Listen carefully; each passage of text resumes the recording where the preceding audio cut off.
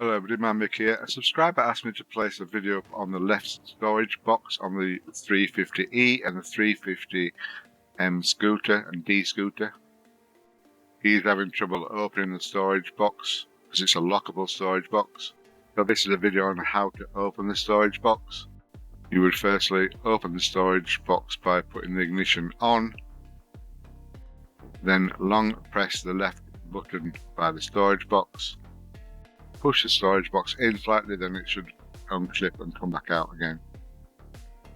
Once you've got the storage box open, I would suggest spraying with WD-40 because it has a lock mechanism on the top where the actual latch goes into.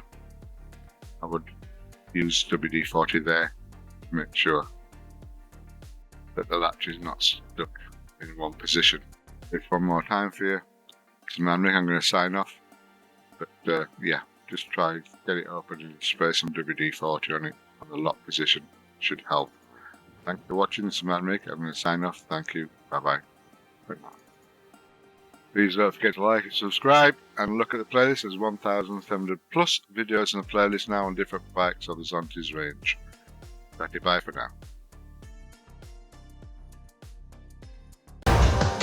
I'm coming for the throne.